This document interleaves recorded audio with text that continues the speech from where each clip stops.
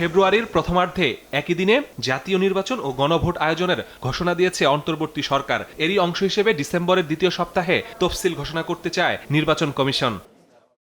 এরই মধ্যে নির্বাচনের জন্য ৪২,৭৬১টি কেন্দ্র নির্দিষ্ট করেছে ইসি। প্রকাশ হয়েছে ১২,৭৫,৯৫,১৮৩ জনের ভোটার তালিকা।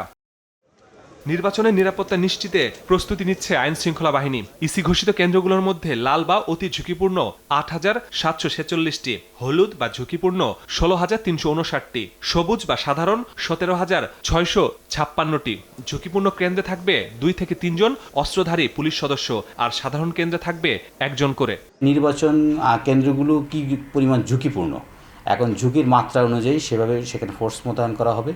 তাছাড়া আমাদের গোয়েন্দা নজরদারি অব্যাহত আছে, আর টহল বৃদ্ধি করা হয়েছে। তো মোটামুটি আমাদের প্রস্তুতি মোটামুটি আমরা বেশ ভালো অবস্থায় আছি। যেগুলো ঝুঁকিপূর্ণ কেন্দ্র সেখানে ফোর্স বেশি থাকবে, যেটা কম ঝুঁকিপূর্ণ সেখানে হয়তো বা ফোর্স কম থাকবে, কারণ আমাদের তো ফোর্স সীমিত ফোর্স। তো ওই লক্ষ্যে আমরা গিয়ে নির্বাচন প্রস্তুতিটা ওইভাবে সাজাচ্ছি।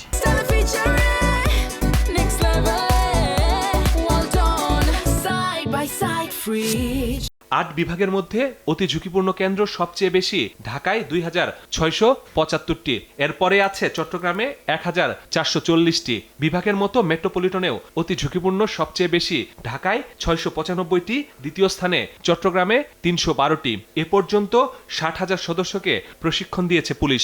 আমাদের সবারই দায়িত্ব, শুধু পুলিশ নয়, অন্যান্য সরকারি সংস্থা এবং গিয়ে নির্বাচনের সাথে সংশ্লিষ্ট রাজনৈতিক দল এবং জনসাধারণ সবাই যদি আমরা একসাথে একটা টিমওয়ার্ক হিসেবে কাজ করতে পারি, আমার মনে হয় একটা সুষ্ঠু নির্বাচন অবশ্যই সম্ভব।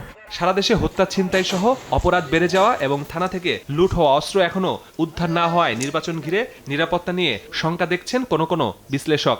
অস্ত্র উদ্ধার করা যাচ্ছে না, এটাও কিন্তু আমি মনে করি একটা দুর্ভাগ্যজনক অবস্থা। বিশৃঙ্খলা হতে পারে বিভিন্ন জায়গায়, কিন্তু সেগুলোর উপরে আমাদের আইন শৃঙ্খলা বাহিনীকে এবং আমাদের প্রশাসন যন্ত্রকে দৃঢ় পদক্ষেপ নিতে হবে। আইন শৃঙ্খলা রক্ষাকারী বাহিনী, সেনাবাহিনী সহ তাদেরকে যদি ফ্রিডম দেওয়া হয়, তাদেরকে যদি স্বাধীনভাবে তাদের দায়িত্ব পালন করতে দেয়া হয়, তাদেরকে যদি রাজনৈতিক উদ্দেশ্যে ব্যবহার করা হয়, অথবা তাদের যে সাধারণ যে দায়িত্ব দেওয়া আছে সেখানে যদি তাদের বাধার সৃষ্টি করা হয়, এটা করতে পারবে না, ওটা করতে পারবে না, আইনের ভিতরে থেকে যদি তারা দায়িত্ব পালন করে, আমার মনে হয় না এমন কোনো বড় ধরনের শঙ্কা সৃষ্টি হবে।